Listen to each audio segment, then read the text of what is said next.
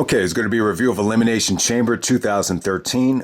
Just want to squeeze in one last February, pay-per-view before the month is over. And I should have done a better time with this. I think there's just too many reviews at the end of the month. It should have been spread out a little bit more. But, February is only 28 days. It's the shortest month of the year. So going to try to get this up, by tonight. So this was February 17, 2013. We're at the a little bit over the 10-year anniversary of Rock versus CM Punk, the rematch. This was probably the more satisfying match. I got to say, I was pretty impressed by this match after being a little bit underwhelmed by how the Rumble match held up. So this was New Orleans, Louisiana, the New Orleans Arena, 13,000 in attendance. The buy rate is up, 213,000 buys. For 2013, that's good. Obviously you got The Rock involved, so you had to expect a jump. But, the previous year at the Chamber, they do 178,000. So that's a huge jump. And it's only 6,000 less than No Way Out 2006. So, and this is like the last year WWE was on pay-per-view. They pretty much canceled the pay-per-views with the WWE Network. Almost a year later. So yeah, pretty good buy rate right there. And let's get right down to it. I got to say, another impressive 2013 show. Really not a bad show at all. And then to open up the show, you got Alberto Del Rio defending the world title against the Big Show. I thought this was good, man. So Alberto Del Rio at this time, he's a babyface, and you could always see the comparisons to The Rock and Eddie Guerrero. That's who he's been compared of the most. And you want to say he's a combination of both.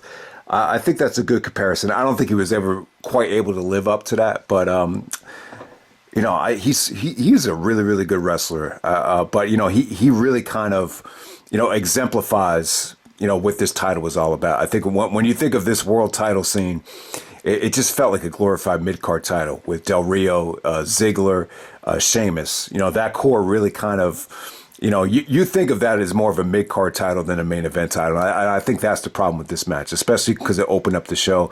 But, Big Show was good here. He did a good job of putting over Del Rio. This version of the Big Show, I think a lot of people just got sick of, especially when he ruined some of those Daniel Bryan main events later on in the year. And I think some of the please retire chants came a little bit after that. But I got to say, this was good stuff, man. I thought Del Rio was good. He was relentless with the kicks, the insecurity to the bucket to nail Big Show and put him down for the armbar. I got to say, good stuff, man. Great anticipation for the tap out. The crowd was hot here, so I thought this was a solid effort. Really got Del Rio over as a babyface. He's, a different look for Del Rio here. I'm so used to him being a heel that it's almost a little bit awkward, seeing him slap the fans, give them high fives on the way out. But yeah, good way to start off the show. Next up, you got Antonio Cesaro defending the United States title against The Miz. All right, this was funny, man. Miz was like all taped up here. He was like all duct taped up. He could barely even move. But I guess that's what you had to do, to get the fans on Miz's side. So Miz is a babyface here. And, I thought him and Cesaro worked a pretty good match. Cesaro was relentless here. Miz put up a good fight. I'm not going to say Miz looked bad. We're actually 2 years removed from Miz main event in WrestleMania at this point. So I thought it was good up until the finish. The finish ended up with an accidental low blow, and then the ref actually called for the DQ on the Miz. And Miz is like, I didn't even mean to hit him. So there we go with that. Next up, we have the Elimination Chamber match. Very forgettable Elimination Chamber. It was good, but it was forgettable. I pretty much, I totally forgot Daniel Bryan was in this match. And I'm like, how come I didn't remember this if Bryan was in the match? And, Bryan was the first one to get eliminated. And Kane got eliminated as well by Mark Henry very quickly. So that's why I probably find it forgettable. I mean, the only thing I remember about it was that Jack Swagger won. And Swagger will go on to face Del Rio at WrestleMania. I think looking back on it, that was definitely a poor decision. And I like Jack Swagger, but I just don't think he, he's championship material at WrestleMania. I think you have better options, whether it be Jericho, whether it be Randy Orton, obviously be Daniel Bryan. Daniel Bryan versus Del Rio. I think that would have been cool. But, I think at this time they were slowly trying to build up Daniel Bryan and just, they really tried to like WWE him up with Kane. I think that was the whole point of it. This was during the whole Team Hell No phase, and Bryan was coming out just chanting no. And then I think they were going for therapy at the time. So they were really working on Bryan's character. Very similar to Sami Zayn, I think. It's almost identical. But let's get right down to it. We got Jag Swagger with Zeb Coulter. They actually come out first, and Coulter is actually cutting a promo, tying it into the Louisiana Purchase, believe it or not. So you got Swagger taking on Randy Orton, Chris Jericho, Mark Henry, Kane, and Daniel Bryan. All right, so this had a very AEW feel to it. It starts off with Daniel Bryan and Chris Jericho going at it. And it's funny, I forgot that they touched here. Jericho is in good shape. He's lean, he's trim, he was doing the DDP yoga. Even Jerry Lawler said it, Jericho's looking better than ever. Yeah, I mean, you really think of that NXT match between Jericho and Bryan. So I totally forgot that they opened up the chamber. So they wrestled for like 5 minutes here. Not overwhelming stuff. I don't think they have the best of chemistry, but some people thought their AEW stuff from this year was pretty disappointing, but I think it had its ups and downs. I think there was some good stuff to it. Some of the matches did kind of go too long and underdeliver, but I like the combination. I just wish they would have clicked a little bit earlier.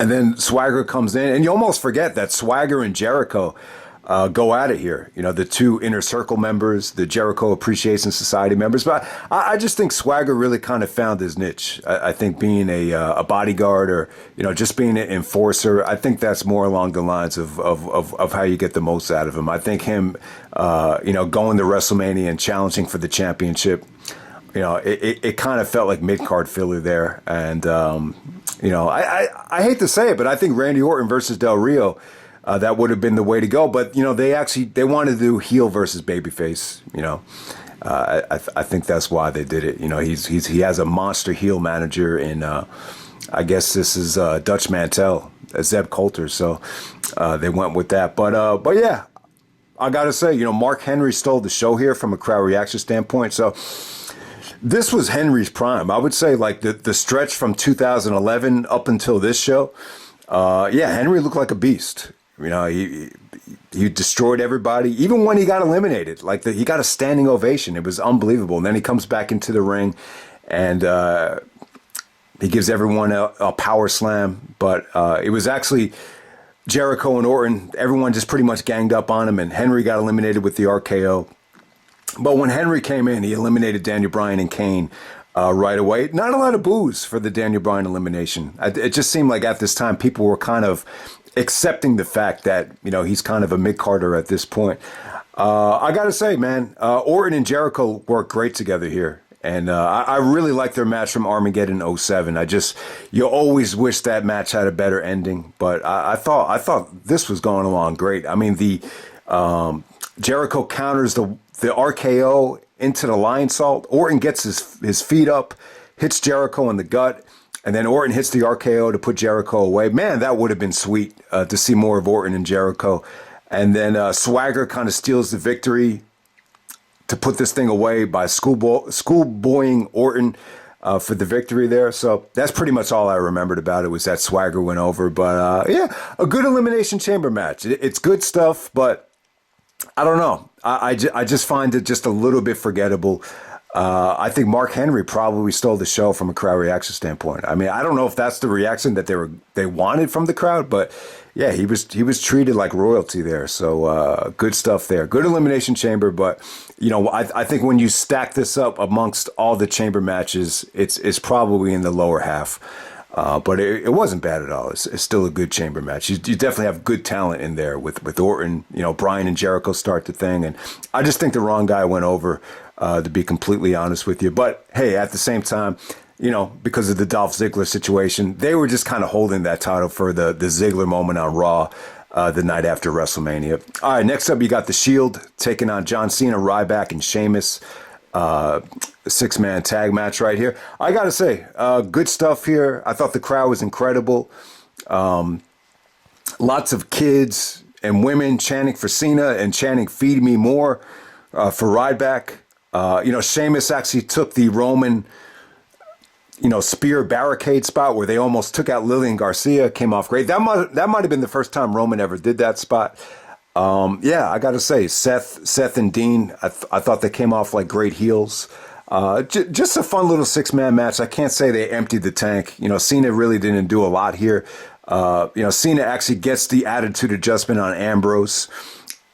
Ryback is going for his finisher. God, what does he call his finisher again? I was going to say white noise, but the shell shock. I think it was called the shell shock.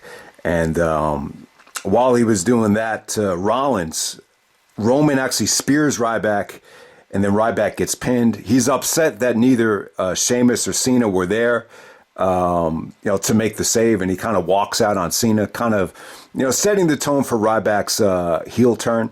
I got to say that the reaction for Ryback was quite good. I think when you get to WrestleMania, though, in front of that Smart Mark crowd, that kind of killed Ryback's momentum. But, I'm not a big fan of Ryback. I have no idea how he got away with passing the wellness policy. I'd have to agree with Punk. Punk actually called him Steroid Boy. It's hard to deny it just by looking at him. Even compared to Cena, he looks huge here. But yeah, good match for the Shield. This was just another great way just to establish the Shield as a force. So I guess this is only their third pay-per-view together. They debuted at Survivor Series. They stole the show at TLC against Team Hell No. You remember that? And obviously they must have been at the Rumble. They interfered in the main event at the Rumble and cost, almost cost The Rock the match in the dark right there. And then they have this Elimination Chamber match. So, a very, very impressive performance from the Shield. I really dug it. All right, next up, you got Dolph Ziggler taking on Kofi Kingston. Yeah, so Booker T and Teddy Long, at No Way Out 2006, they were pretty much feuding with each other about how Teddy Long wanted to force Booker T to wrestle Hurt. Now, at this time in 2013 on SmackDown, they're like co-general managers. So I thought that was interesting here. And, Ziggler comes out bragging about how he's the Money in the Bank holder and, he's being overlooked because he's not booked at WrestleMania. And he's really, really doing a good job of putting over how great of an athlete he is. Almost like Shawn Michaels, about how nobody could touch him in the ring. And then Booker T comes out and says, well, I got someone that could, be more impressive than you in the ring. Just as impressive and more, to be exact. And that's Kofi Kingston. So we got Dolph versus Kofi. A pretty good match right here, but the odds were stacked against Kofi as you got AJ Lee and Big E Langston out there to distract Kofi. And Ziggler pretty much goes over in under 5 minutes. It doesn't get too much time. But then you see Big E beat down Kofi, his future tag team champion partner and future stablemate of the New Day. So it's almost funny seeing Big E just destroy Kofi. He busted out the big ending. When he did the big ending, they really built it up quite nicely. Like, oh my God, I can't believe he's going to hit this again. All right, next up we got Kaitlyn defending the Divas Championship against Tamina Snuka. They don't get much time at all. Want to talk a lot more about Kaitlyn. Because I'd like to see a lot more from her. I know she's a really good wrestler and she really did a lot for the division, but this just wasn't it right here. She just didn't get too much time. Tamina goes for a high spot. Then Kaitlyn hits her with the spear, and there we go with that. All right, next up we got the main event. We got The Rock taking on CM Punk for the WWE Championship. Had The Rock been counted out or disqualified, he would lose the WWE Championship. So if anyone does remember at the Rumble, if the Shield actually came out, Punk would get disqualified and lose the belt. So what they did was the lights went out, so you couldn't see the Shield, and they did their power bomb to The Rock, and CM Punk actually did, technically win the match. But then Vince came out and said, he's going to strip Punk of the title, and then Rock says, no, you're not going to take it from him. I'm going to take it from him. Then The Rock beats him clean with the people's elbow. So that's how that went. So, so Punk actually, took the title back and said, he's the one that won at the Rumble. So, that's how the storyline went right there. But you know what? I don't really want to get too involved with the storyline here. I got to say, Rock and Punk, the rematch, I thought this delivered. I think this is definitely the better match. It felt more complete. Now, Punk's mentality here was he was trying to, really agitate The Rock, get under his skin, try to get him disqualified. And it almost worked. There were a couple times where The Rock was just, almost lost his cool. And, there was even a rock bottom onto the table where the table actually doesn't break. It's crazy that The Rock actually took that bump. And then Punk got back into the ring and Rock almost got counted out. So, yeah, Punk's psychology was pretty good. He tried to, I'm not a big fan of this. They did it for Jericho and Punk at WrestleMania where, Jericho's trying to get under Punk's skin about the drinking and all that shit. I'm just not a fan of this stipulation. They also did it with Rock and Benoit back in the day. But if you could look past this, it's actually a pretty well executed match. I thought it was a roller coaster ride of a match.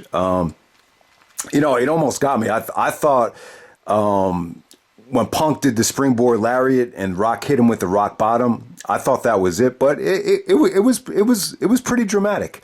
Really nicely drawn out. The referee bumps, I thought they added to the drama. There was, CM Punk actually kicking out of, the people's elbow, the rock bottom. Rock actually kicked out of the go to sleep. So I thought they really gave you your money's worth. I thought they did. But yeah, aside from the tension where Punk's really trying to annoy the shit out of The Rock, I just felt like this is the most annoyed I've ever seen The Rock. Like just trying to evaluate this from a real life perspective. It really did have a feeling like Rock, hated working with Punk. It almost felt like he was just sucking it up just to get through it. And, obviously there was some animosity there about the, him main eventing WrestleMania. And even goes back to the pipe bomb promo that, Punk was sick of the fact that Dwayne was going to main event WrestleMania. And then it kind of came out on the podcast with Colt Cabana that, they both had differences in the way they structured their promos with, The Rock had his writing team and Punk liked doing things a certain way. So you could just feel it. And I've never really felt this type of, animosity from Rock during a match. He just seemed very annoyed. He seemed agitated, but yeah, I thought Rock looked good here. He was muscular. He was in shape. And, I just thought his execution on the slaps and the spine buster, the whole repertoire was here. And I don't know, man, Punk definitely had a huge chip on his shoulder here. It almost felt like, and even in the match with Cena on Raw, I guess it was the week after this, Punk kind of came off like the devil to me. Like you could see, like he just had that evil in his eyes. I just think he was really bitter and just really, I don't know. He seemed like he was in a negative place at that time. But yeah, I mean, we've talked about this time and time again. I think the way to go would have been to, have Rock and Punk at WrestleMania and just build it up as much as you could have. I think it seemed like a refreshing matchup. I think the problem was, Punk was just champion. It was in the middle of his title reign, so it was just tough to execute it, as well as having The Rock, going into WrestleMania as the champion, because obviously WrestleMania had to be the last pay-per-view, so it has to end with the Rock putting someone over and giving up the championship. So it would have been tough to do that. So I've tried over and over again to think of, what's the best way you could have done this, to satisfy CM Punk. And when you look at it, yeah, I mean, obviously, yeah, Rock and Punk, why not just save that for WrestleMania? You already gave away Cena and Rock at the previous WrestleMania. I don't know, man. I just think the way to satisfy Punk in this situation, it would have been just to have Punk and Undertaker as the main event. I don't know if anyone ever suggested that. I mean, the championship did a main event the year before. Why not just do it again? You could definitely argue, even at this time. I know Punk really worked hard to bring the credibility of the title up, but you can make an argument that the streak was more prestigious than the belt at the time. So why not just have Punk and Undertaker main event? Maybe that would have satisfied CM Punk. But, I just think he really put too much emphasis on main eventing WrestleMania. And to a degree, I could understand it. I mean, it's great to, love the prestige of that spot, especially when you see the moment that Benoit had back in the day. And, you know, there's been so many legendary moments, with Shawn beating Brett in the Iron Man match, and, you know, moments like that. It does carry a lot of weight. But, you know, it's almost like the NBA analogy. Does Karl Malone have to win the NBA championship to be recognized as an all-time great? And the answer is no. Does Charles Barkley need an NBA championship to be validated as one of the best? And the answer is no. I think a lot of times winning a championship, or even main eventing WrestleMania, sometimes the stars just have to align a certain way. You know, no one should ever look at it like, oh, they're not good enough, they're not treating me good enough. You know, Eddie Guerrero. I was thinking about it. I think Eddie Guerrero is probably the best wrestler, maybe the biggest star to never main event WrestleMania, even though it kind of feels like he did, because he had the moment with Benoit at WrestleMania 20. So yeah, I think Punk really kind of, I don't know, just really kind of overemphasized the importance of main eventing WrestleMania, to the point where, you know, it's almost like the ego is very expensive, and his ego really cost him a lot of money by just, that pretty much being one of maybe the biggest reason as to why he was really unhappy. And I think if he just stuck it out and continued to ride the wave, I think it probably would have happened, whether it be Punk versus Rollins, Punk versus, Cena, Punk versus Roman, Punk versus Bryan. It might have happened. I mean, we had some pretty fucking bad WrestleMania main events after Punk left, so who knows what would have happened there. But yeah, Rock and Punk, you know, two of the most charismatic and popular wrestlers ever. You know, I think what Rock and Punk really have in common is I think they have an insane ability to connect with the audience and make people care. And, you know, the crowd was great here. You know, you heard a lot of Punk chants, you heard a lot of Rock chants. The crowd was definitely divided. But hey, I think the right guy did go over. I think Rock definitely had a lot of life left. But I will say this, though. You know, maybe the experience of working with Punk really kind of soured the Rock on the business. I've never really thought about that before, but, you know, maybe it did. You know, he never, you know, after WrestleMania, you know, he never really made the effort to come back. So you just got to wonder, you know, maybe it would have been better experience for Rock to work with guys like Jericho or Randy Orton at this time. But yeah, this is a good main event. I think Rock and Punk definitely probably should have main evented WrestleMania, but I think that discussion has been beat to death. So I'll end it there. Another solid show from 2013. I think it could have been a little bit better, but I would definitely say the Elimination Chamber version of Rock and Punk is, at least from a wrestling standpoint, I think it's superior than the Rumble. I think the Rumble might have been a little bit overbooked and maybe a little bit more emotional, but I think this was the better Rock and Punk match, without a doubt. All right, so that's Elimination Chamber 2013, and that wraps up the Classic February reviews, and I'm out. All right.